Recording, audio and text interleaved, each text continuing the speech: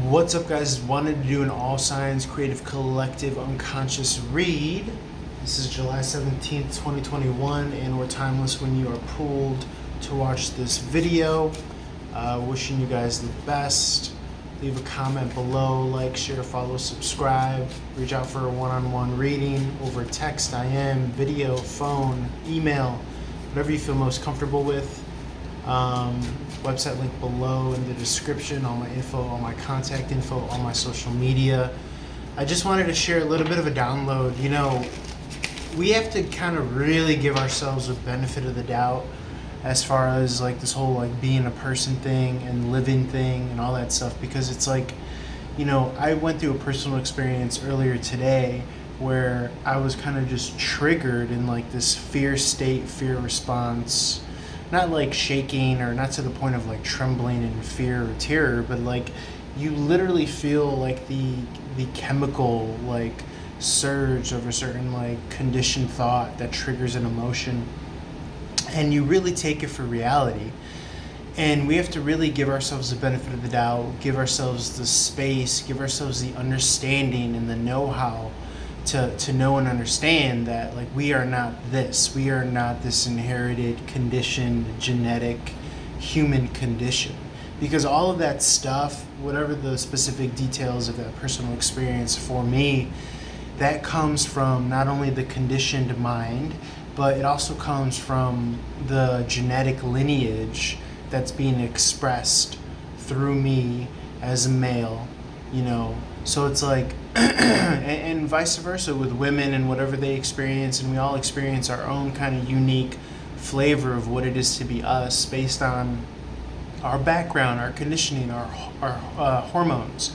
So, we have to understand that like we do live in this insane state of being because it's not stable at all. Our thinking, our feeling, we like to act and think and talk and pretend like things are absolute and stable, and they really aren't. So I just wanted to take a moment to share that download, kind of experienced firsthand message, and just that realization of like, yeah, you could be on the spiritual path, but when you fall from grace, and when you have like a fear triggered response, and my way of kind of practicing is to no longer react impulsively and no longer fan the flames and fuel the fire of that, fear conditioned response, whatever it is that triggered you or me or whatever, but to rather sit with it, try to understand it, try to disarm that kind of bomb. And it's interesting because you could use logic and reason, but still the feeling is there. And the feeling isn't operating on logical and rational terms like our mind is. So we have to start to kind of starve, I think, those feelings and that mind. And I know it's not always easy, and sometimes you do need to check in with someone else to expose the fraudulency of self, of the worrying survival mind, animal mind that we inherited, that I'm trying to help articulate for the both of us that we're not, essentially, meaning the viewer and me, the speaker right now. So kind of give yourself the freedom and the space and the benefit of the doubt, and take it easy on yourself, because we are at the whim of the waves of life. And our biggest power and our biggest tool is to understand that yes, sometimes it feels like you're in the fire. Sometimes it feels like it's so real and so true, but just don't believe it. Don't believe the hype of the conditioned response, of the emotional animal response. It's just a vehicle for survival, and that's what it's been trained and oriented and conditioned to do. So it's our kind of conscientious, self-aware,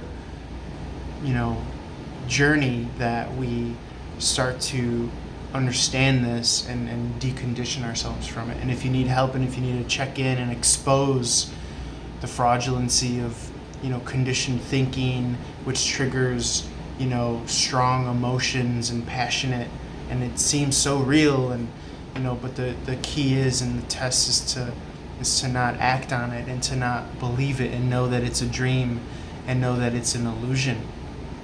Okay, all of this. And so I've been, kind of really heavily into Mooji lately on YouTube, Mooji, and I always direct as many people as I can to him, because right now he is like this modern version of, one of the trained masters of understanding, or at least someone who's kind of teaching this in mass. So, without that teaching, without him and his, being able to express it, I don't know where I'd be, but I'm very grateful and thankful to know that, I am not bound to my thinking, habitual, conditioned mind, which I inherited and was given and was trained and was inculcated into society with. Inculcated is a word essentially meaning conditioned or put into, but in Latin it stems from the root of to press upon with your heel.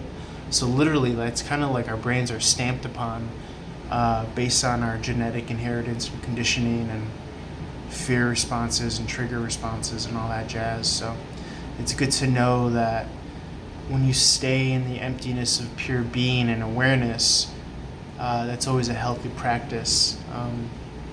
But obviously, I think that there's a balance between the fear of feeling like you got to go to the grave with something versus sitting with it, making sure you're not responding to it out of fear and putting it on someone else when you are trying to expose it, but rather having done the work with it, sat with it, and then coming from a place of love and trying to help expose it with, say, a significant other or whatever it is. So,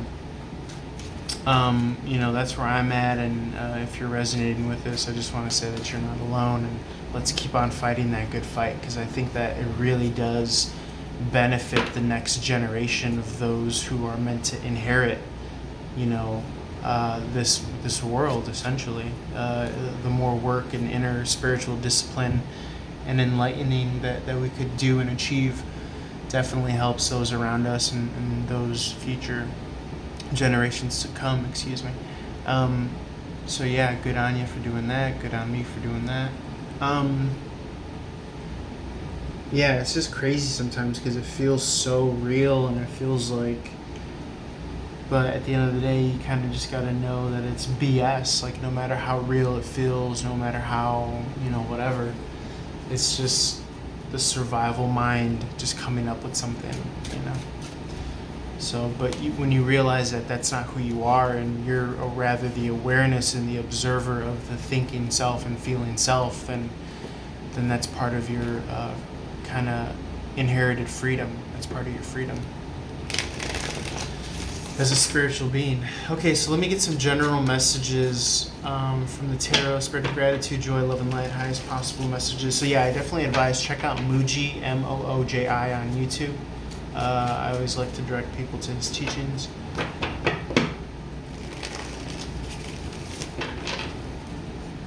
Spirit of gratitude, joy, love, and light, highest possible messages at this time.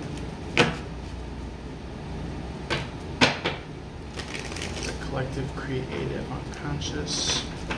I know that we have Venus in Leo, Mars in Leo, so there's a lot of fiery energy going on. Sun in Cancer, so there's a lot to do with emotional comfort and stability. Mercury in Cancer as well, so a lot of this in regards to your personal ego and identity is going to have to do with your comfort levels, because that's what fourth house astrology, Cancerian, rules over, is that feminine, maternal, emotional safety and comfort energy. Two of Pentacles in reverse, this is imbalance. King of Cups in the upright.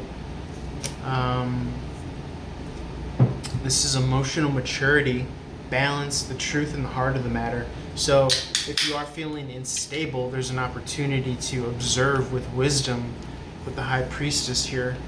There's the instability with the Two of Pentacles in the upright. Possibly feeling physically unstable, being pushed to that point, maybe even due to emotions, but emotional mastery here. This is powered by Libra moving into Scorpio season. The King of Cups is Libra. This is heart and mind coherence. This is not falling victim to the survival, fearful mind. Remember, danger is real, quote unquote, But fear is a choice, meaning the unconditioned mind lapses into fear, but love offsets that. So keep in mind with your love meditation, the scorpionic aspect is getting to the heart and the truth of this, exposing the fraudulent, fearful, egoic survival self that we are not. We are stewards of the survival self, so we can uncondition ourselves from these tactics and tendencies of just the kind of blank body, essentially. The high priestess is that which takes the observed, the objective, and the removed role of observer. So she's not attached. Okay, she understands the esoteric spiritual truth of the absolute truth which pervades everything. All of this stuff comes by way of the elusive mind, Maya, as it's called. Okay, it's play and illusion. It's shadows on the wall. Okay, which our animal nature is reacting to. Okay, being triggered to. So we're being tossed in the sea of existence, human nature. But the high priestess realizes this. So she realizes and she trains herself on this path. The Queen of Wands, again, lower vibrational energy, fear, jealousy, greed, hate, envy. Justice, though, is heart, mind, coherence. Again, the scale is a Libra, powered by Libra here, the same Libra energy that was featured here. So ultimately, justice prevails, even though these low kind of frequency energies are wanting to get you off kilter. Keep on checking in, keep on exposing, keep on training yourself that there's nothing so terrifying so as to, justify or vindicate that fearful feeling of falling from grace. Okay?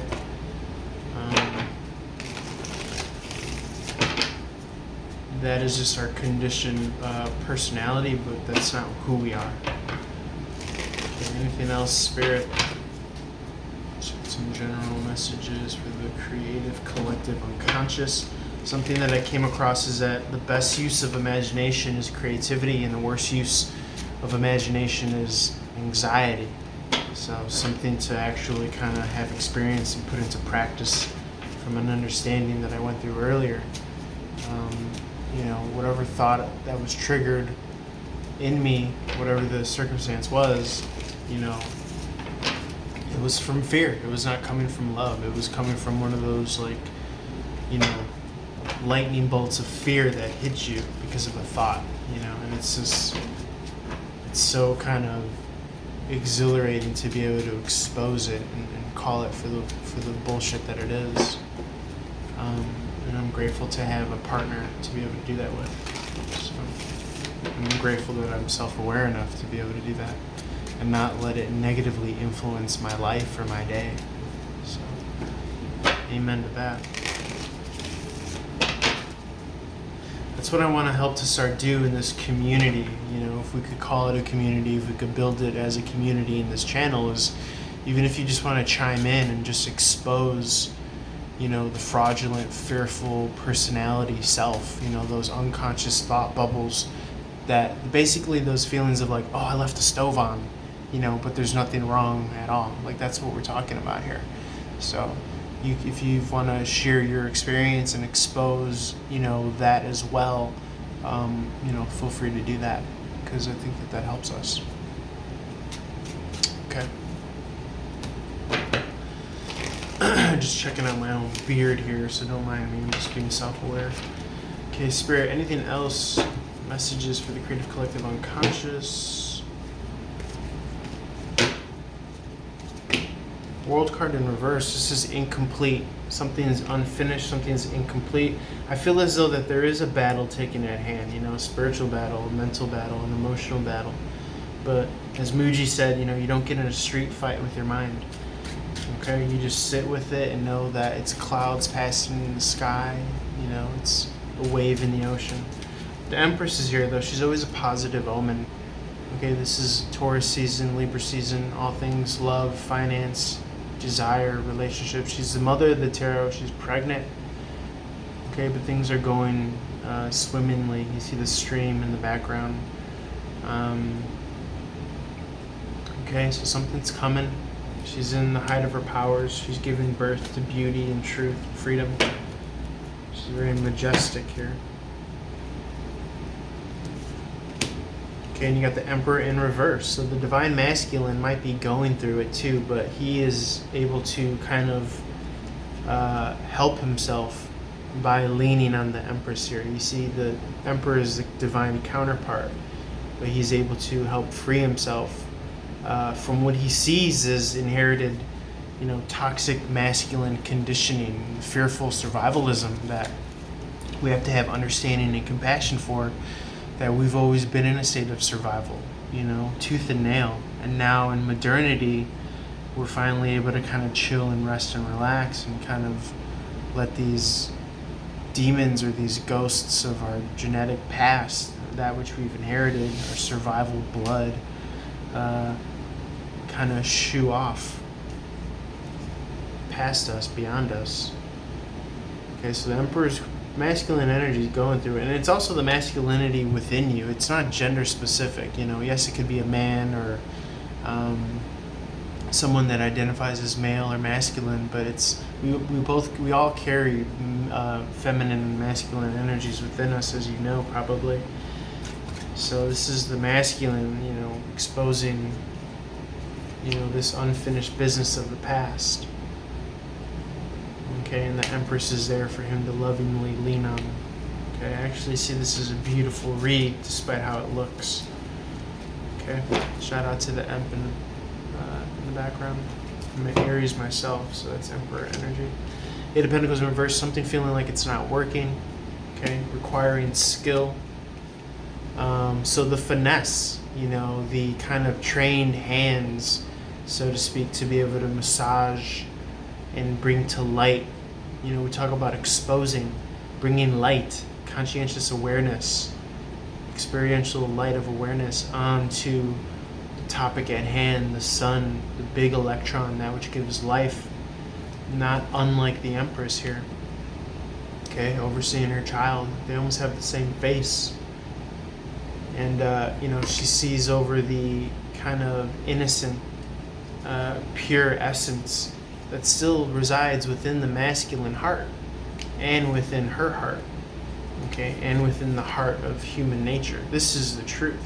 These are the superior energies over the inferior, fearful energies that we may be plagued with in the human condition, but it is a part of our destiny to be freed from them and be within the grace of this benevolent, beautiful, beneficial energy here. Okay, that child is the infant child, vulnerable self. Okay, that red is flag of victory and triumph. Okay, that peaceful mare. Okay, our journey in life. So very loving energy here. Okay, you got the mom, the dad, and the baby. The holy trinity of self, as I like to call it. So keep on, doing that spiritual work of exposing, the fraudulent, fearful self. Know that it's not you. Very amazing, beautiful energy. I mean, we just have absolutely almost every element here. The world itself, unfinished business in the reverse. But when we work on it, it's just a completion of the tarot here, You got Papa or masculine energy here. You got Mother, feminine energy. You got the child. Cosmos in the background. God, the universe. And this is kind of working on it, So you turn these reversals right side up and you employ the skill, the spirit of the skill of the card, the virtue, the value of the card. Okay, this is how you take reversals and turn them right side up, is by employing this, in the upright. The Emperor is at his strength because he knows who he is, he knows his path, he trusts his path, powered by the number 4. This is stability. And yes, sometimes he may have to lean on the masculine, or the feminine. She kind of waters him, And they both have the same stream. You see there's a little stream by his foot right here on this side, and that leads to the feminine stream as well, in some way, shape, or form. So very beautiful energy here. I definitely see the narrative.